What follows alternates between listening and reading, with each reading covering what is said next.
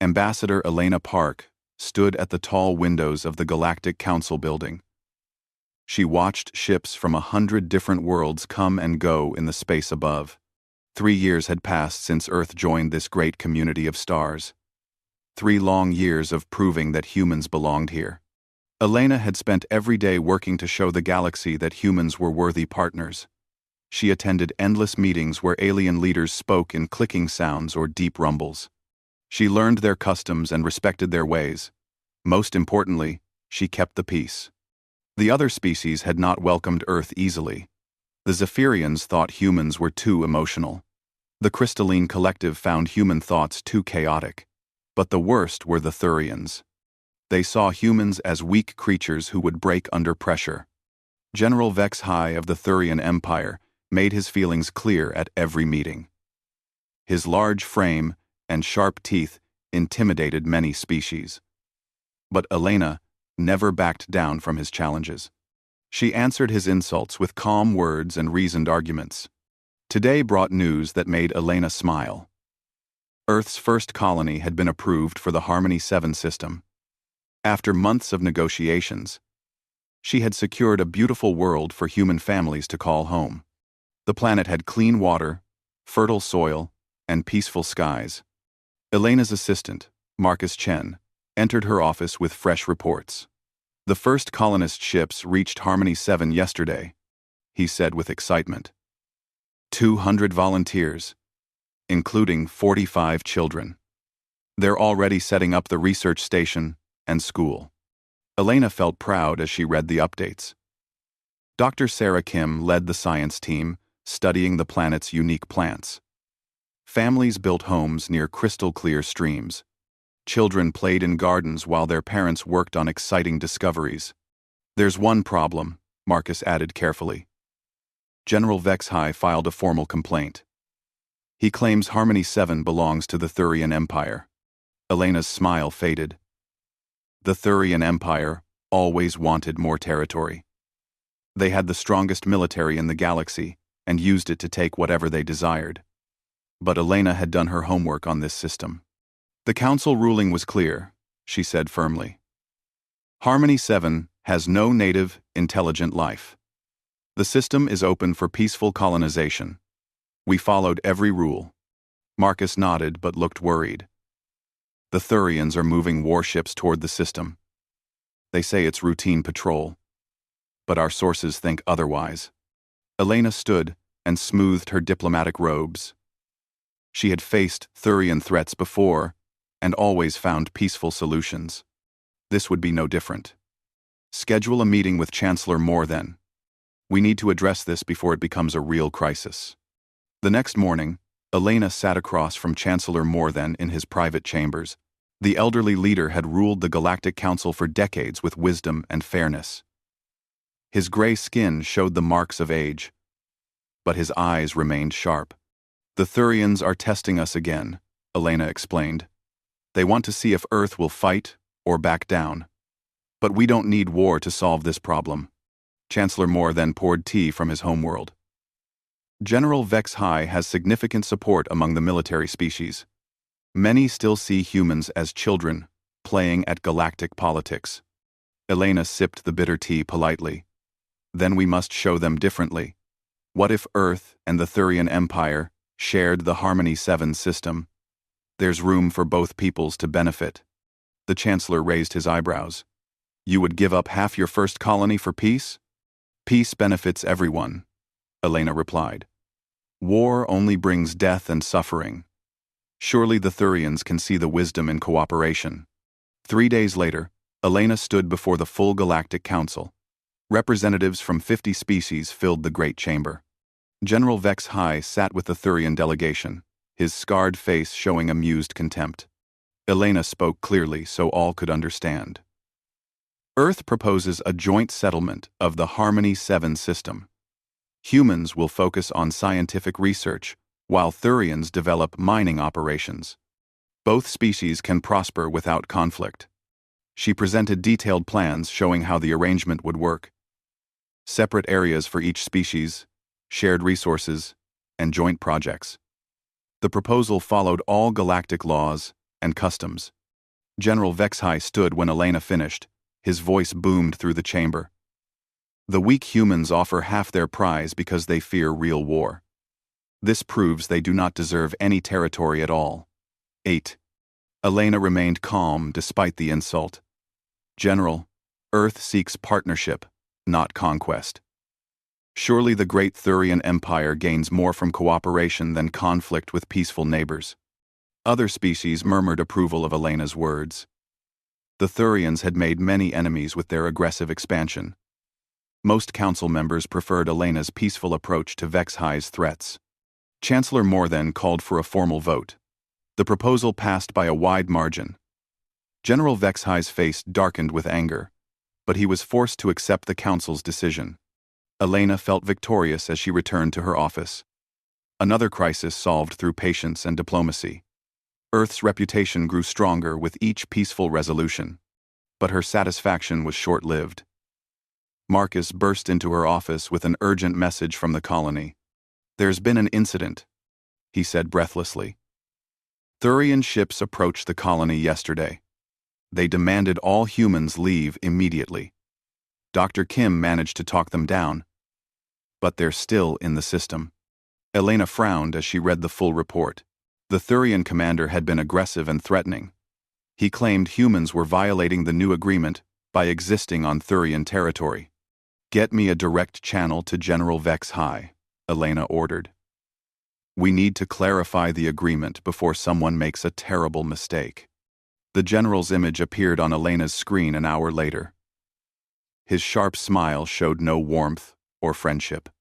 "Ambassador Park," he said mockingly, "I hear your colonists are confused about territorial boundaries. Perhaps they need stronger guidance." Elena kept her voice steady. "The agreement clearly states both species have equal rights in the system. Your commanders seem to have misunderstood the council's ruling." HFY laughed, a harsh sound like breaking stone. "Humans always hide behind council rulings when they lack the strength to enforce their claims. But rules only work when someone can make others follow them." The connection ended abruptly, leaving Elena staring at a blank screen. For the first time in years, she felt true worry about keeping the peace. Dr. Sarah Kim watched the children practice their dance for the Harmony Day Festival. 45 young faces smiled as they moved to Earth music under the alien sky. The colony's first year had been successful beyond all hopes. "Dr. Kim, the morning samples are ready," called her assistant, David Park. The young scientist carried containers filled with local soil and plant matter. Their research had discovered 3 new species of beneficial bacteria already. Sarah smiled as 8-year-old Emma Chen ran up with a flower crown made from native blooms. "Look what we made for the festival tonight. Everyone gets to wear one during the celebration." "It's beautiful," Sarah said honestly. The purple and gold flowers seemed to glow in Harmony 7's gentle sunlight. "Your parents will be so proud when they see you perform." The colony had become a true home for its 200 residents. Families lived in comfortable houses near the research center. The school taught children about both Earth history and their new world. Gardens provided fresh food, while labs made scientific discoveries. But Sarah had noticed increased Thurian ship activity in recent days. Their patrols flew closer to the colony each time.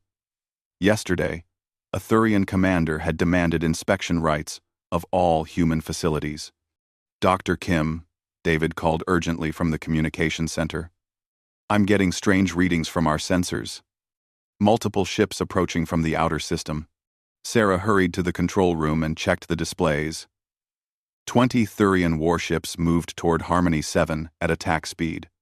Their weapons were powered and shields were active. "Contact Earth immediately," Sarah ordered. "Send everything we have about Thurian movements. This doesn't look like a normal patrol." David worked frantically at the communication array. "I'm trying, but something is jamming our long-range signals. Only local communication is working now." Sarah felt ice form in her stomach. She activated the colony's emergency alert system. Speakers throughout the settlement broadcast her voice to all residents. All colonists report to designated shelter areas immediately. This is not a drill. Secure all children and await further instructions. Parents gathered their families while scientists shut down sensitive equipment. The colony had emergency procedures, but no one expected to need them. Most threats to colonies came from natural disasters, not military attacks. The first Thurian ships entered Harmony 7's atmosphere within minutes. Their dark hulls blocked out the sun as they descended toward the human settlement. Sarah watched through the window as soldiers in combat armor poured from landing craft. "Why aren't they responding to our communication requests?"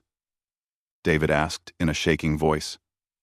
"We've sent surrender offers and requests for negotiation.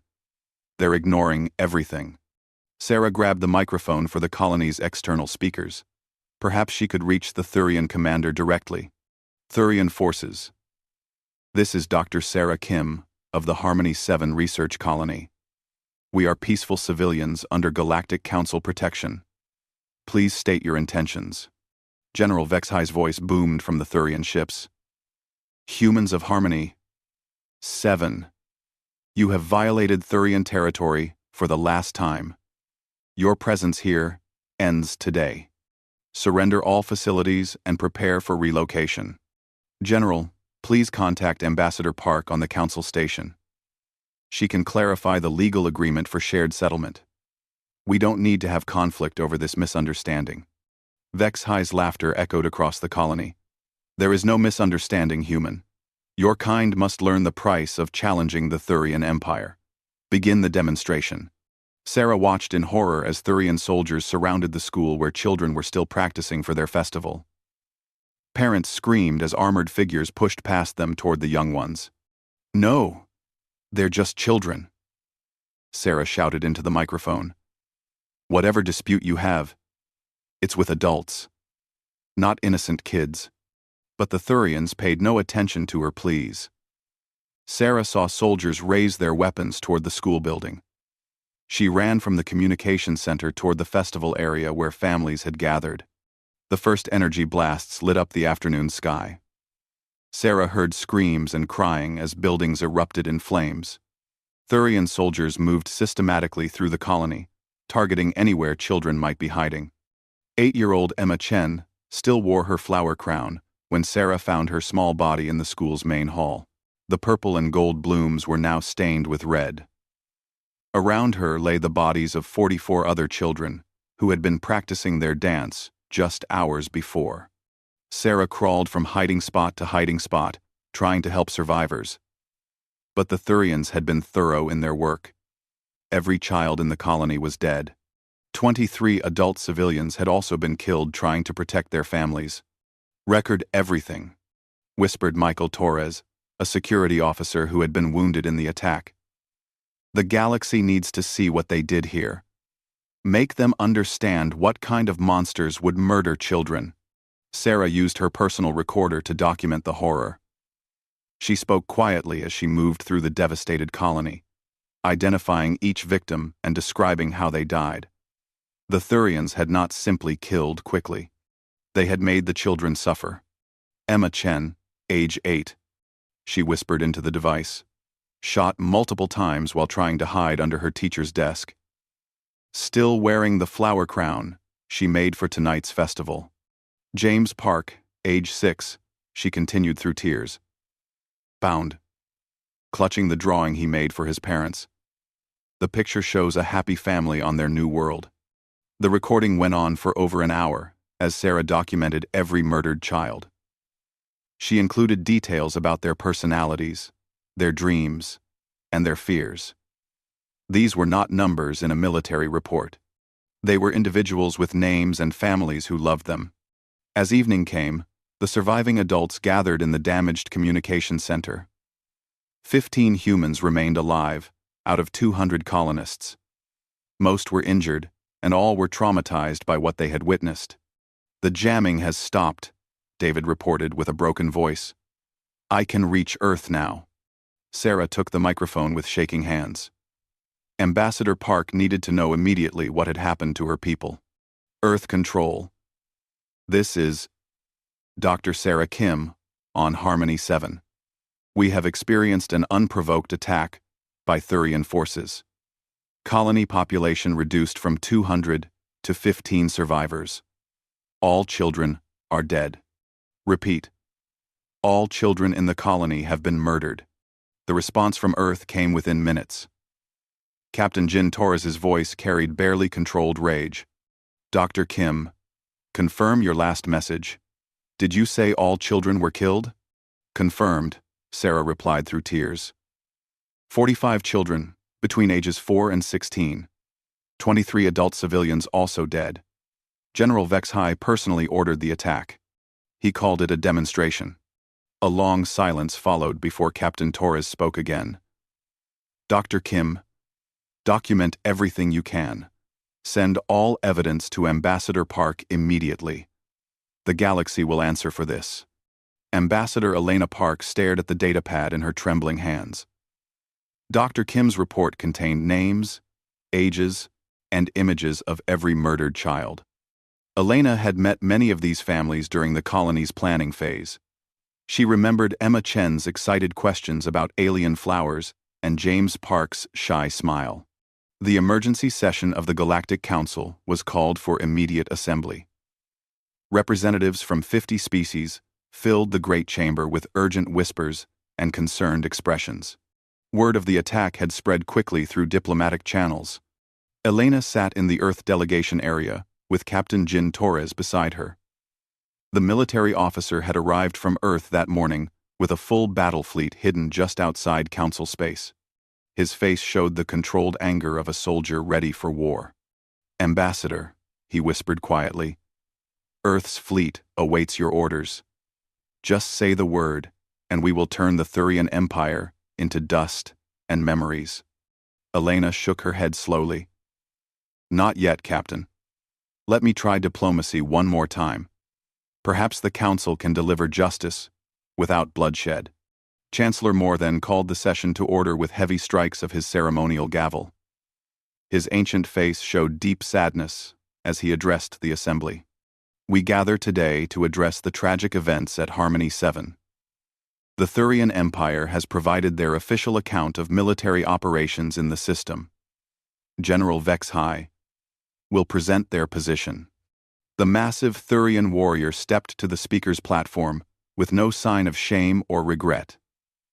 His scarred face held the same contemptuous smile Elena had seen many times before.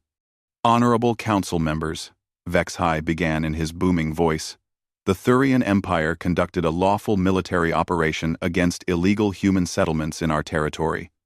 Regrettably, some civilians were caught in the conflict zone. Elena felt rage building in her chest as the general continued his lies. He described the children as military-age combatants and claimed Thurian soldiers had acted with restraint. According to his report, human colonists had fired first and used children as shields.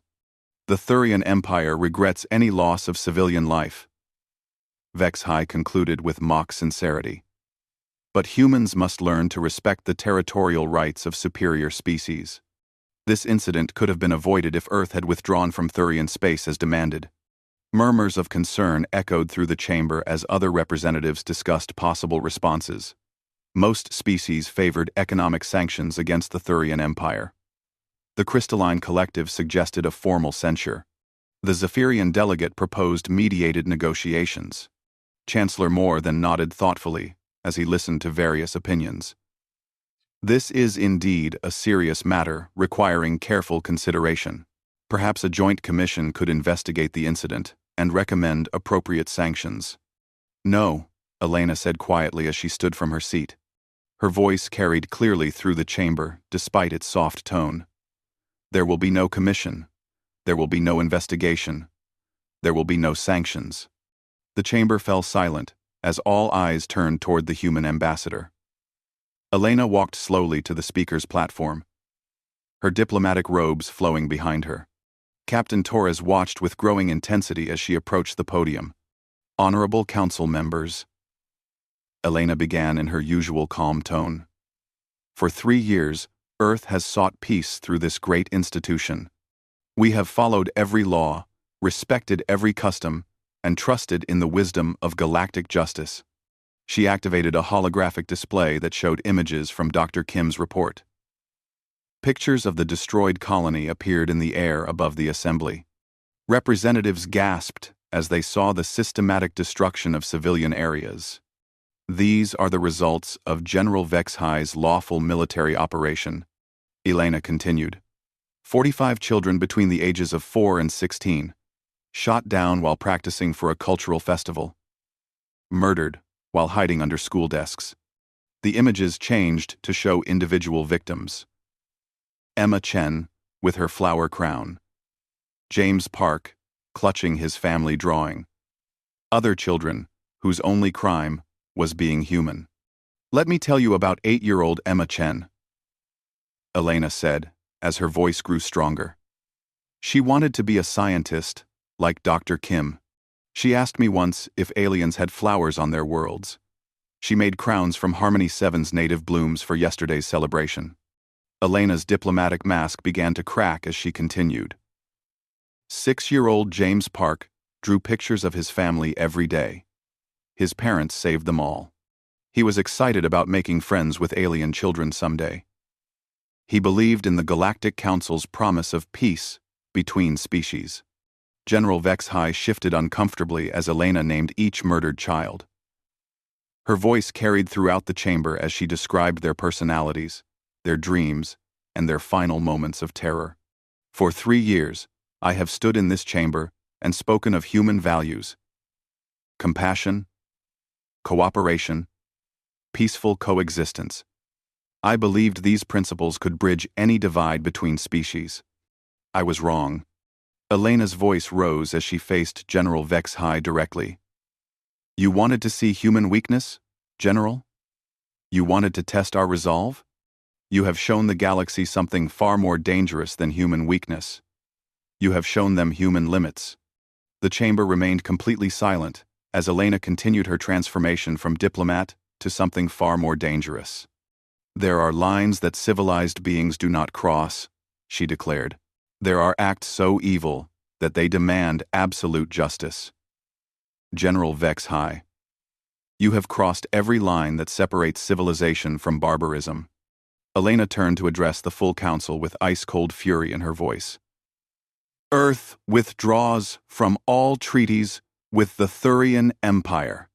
We formally declare a state of total war against their government and military forces. This conflict will end only when justice has been served.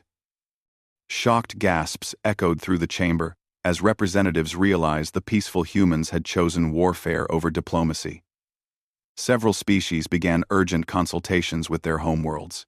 Furthermore, Elena continued, any species that provides aid, comfort, or sanctuary to Thurian forces will be considered an enemy of Earth. We will not distinguish between those who murder children and those who protect such murderers. General Vexhi laughed loudly as Elena finished her declaration. The weak humans threaten war against the galaxy's strongest military? This will be amusing entertainment for Thurian soldiers. Elena stared directly into the general's eyes as she delivered her final words.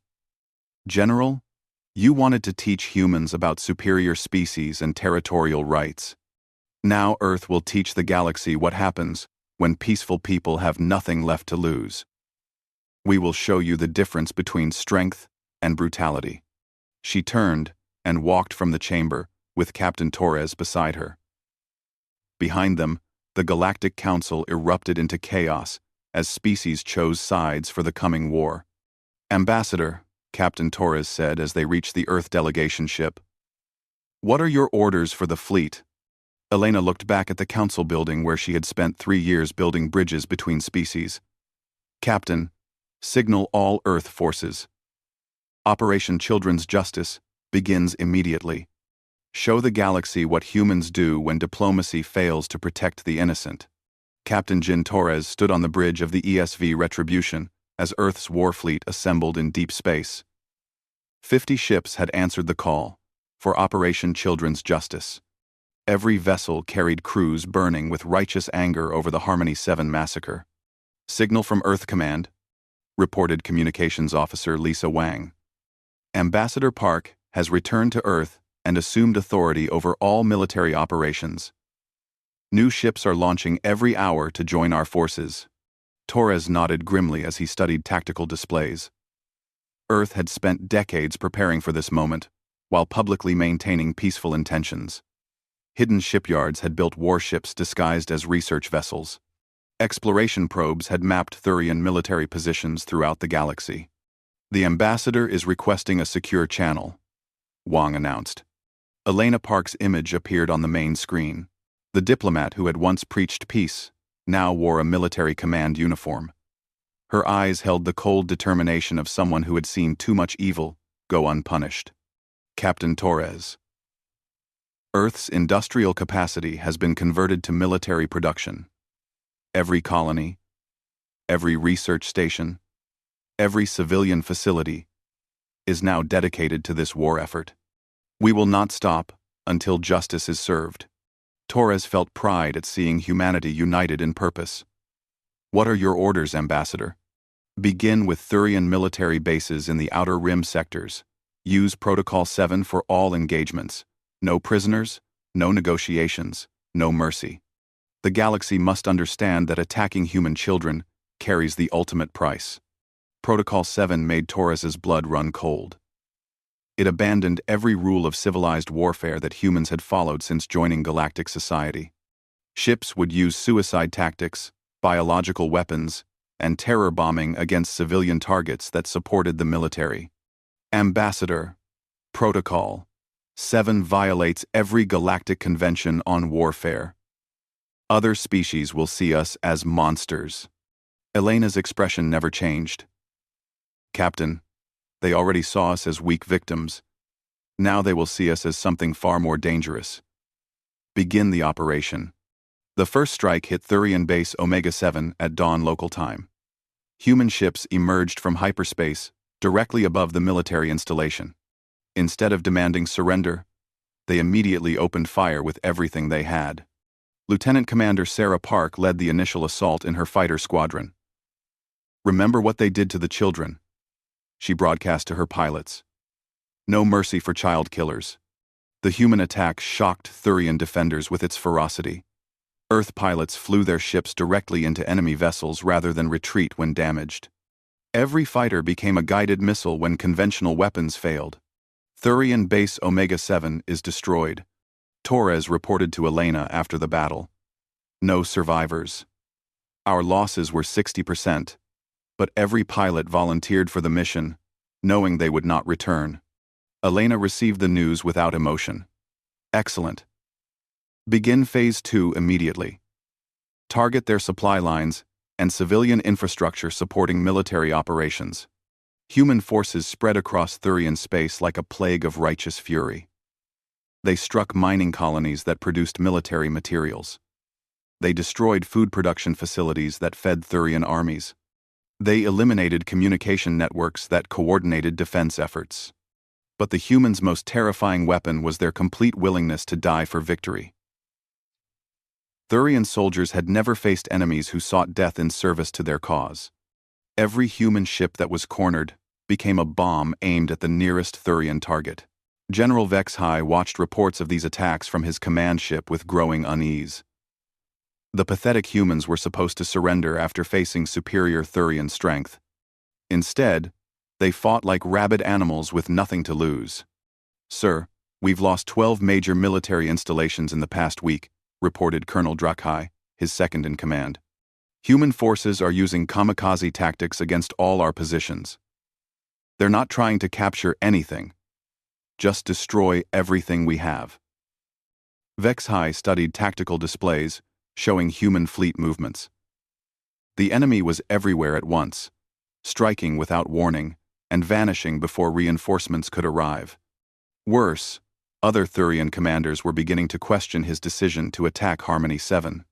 Perhaps we should contact the Galactic Council about peace negotiations, suggested Colonel Drakhai. The humans might accept some form of compensation for their losses. The general's roar echoed through the command bridge. The Thurian Empire does not negotiate with inferior species. We will crush these human insects and make examples of their colonies. But Vexhi's confidence was shaken when reports arrived of the attack on Thurian Prime's orbital shipyards. Human forces had penetrated the Empire's most heavily defended system and destroyed billions of credits worth of warship construction facilities.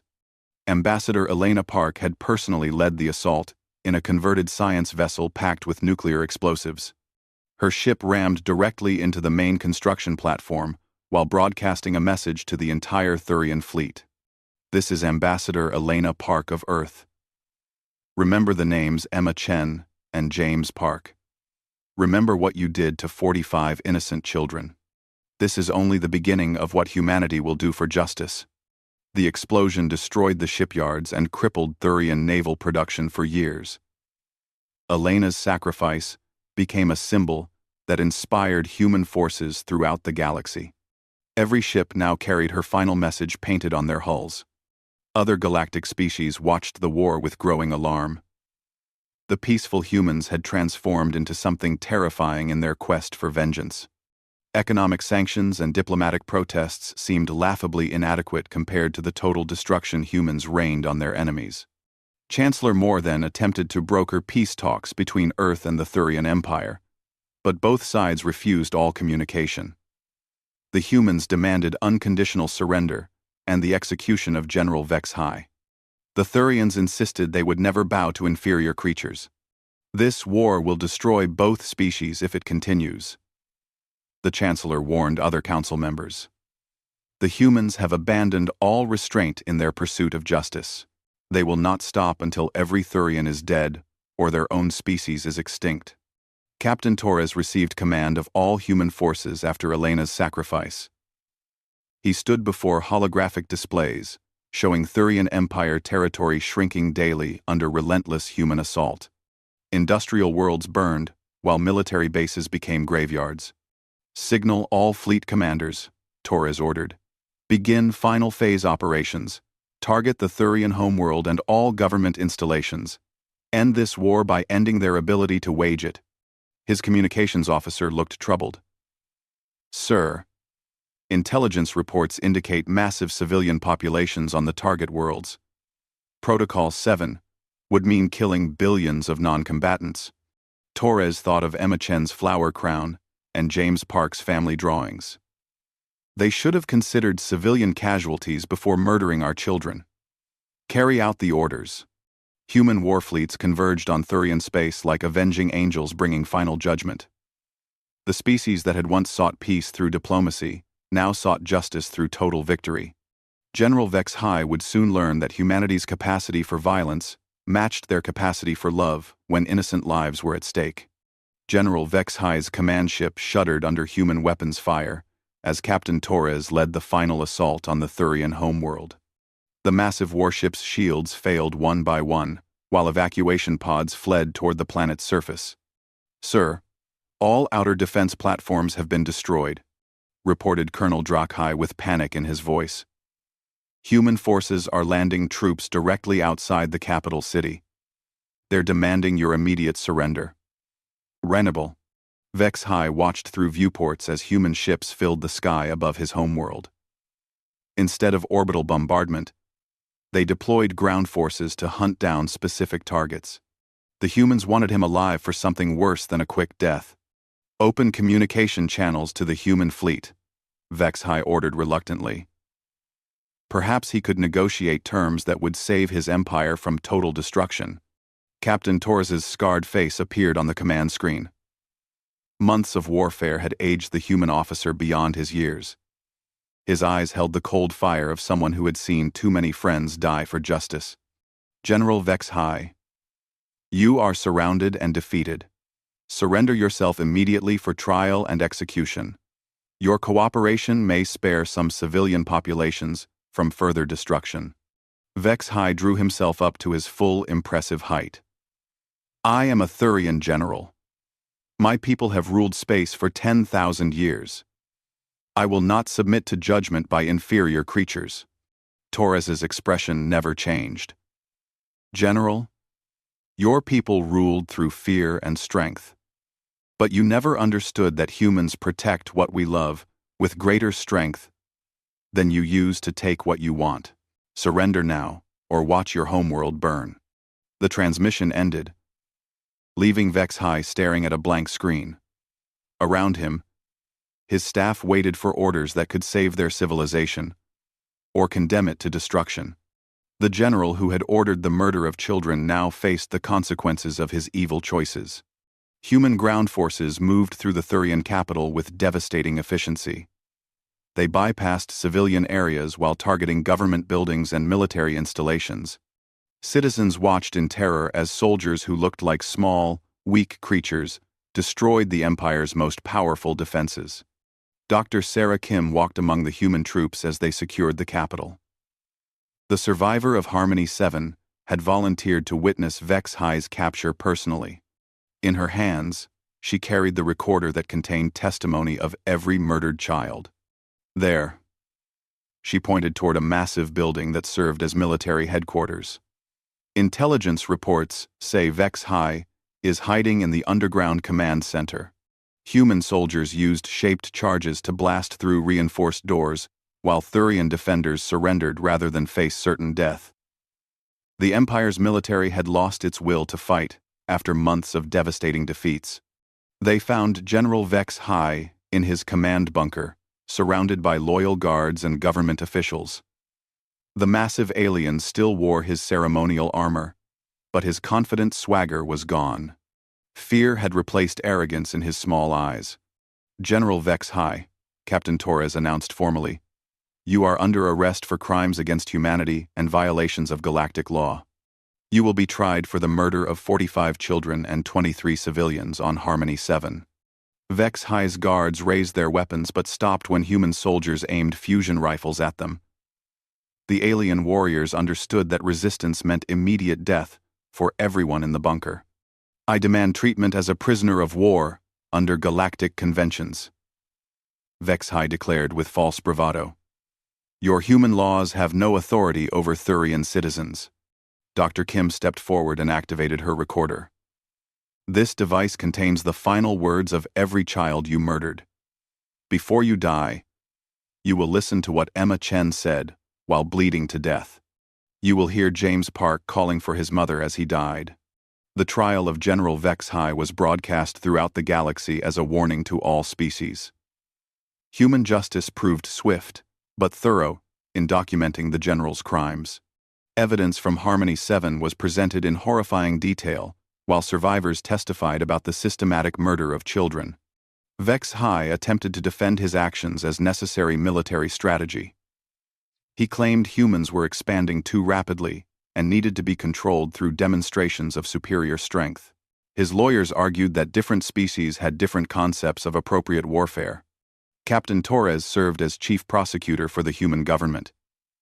He presented each murdered child's name and personal story to the galactic audience. Pictures of their artwork, recordings of their laughter, and testimonials from their families filled the courtroom.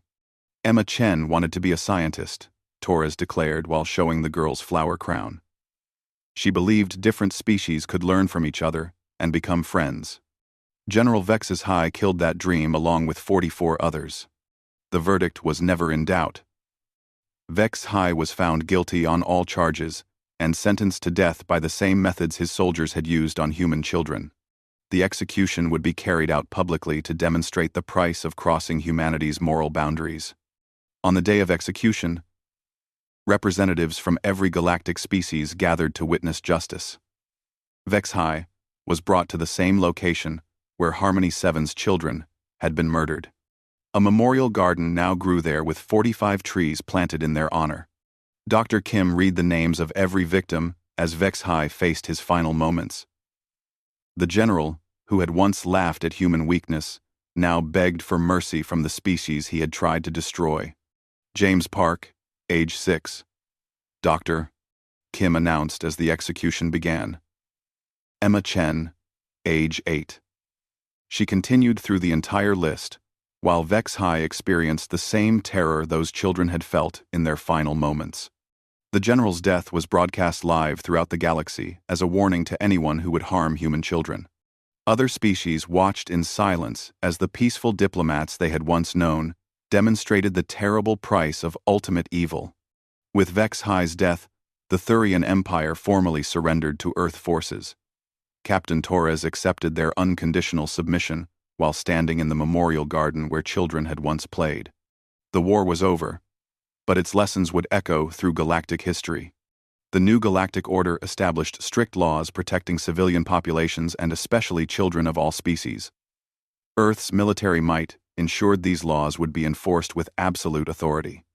No species would ever again mistake human compassion for weakness. Dr. Kim remained on Harmony 7 to tend the memorial garden and teach young diplomats about the cost of failed peace. She often spoke to students about the children who died and the war that followed their murder. Humans tried diplomacy first, she would explain to visiting alien students. We offered friendship, cooperation, and peaceful coexistence. But when evil chose to murder innocents, we showed the galaxy that some lines must never be crossed. Captain Torres returned to military service but carried with him the weight of total war's consequences. He had seen humanity's capacity for both great compassion and terrible vengeance. The balance between these forces would define Earth's role in the galaxy forever. The Memorial Garden on Harmony 7 became a place of pilgrimage for species seeking to understand human nature. Visitors read the names of 45 children who died to teach the galaxy that peaceful people, when pushed beyond all limits, become the most dangerous enemies of evil. In the end, General Vexhai's attempt to demonstrate human weakness had instead revealed human strength. The children of Harmony 7 had not died in vain if their sacrifice prevented future atrocities against any species young. Their memory lived on in the new galactic order that protected all children under humanity's watchful guard.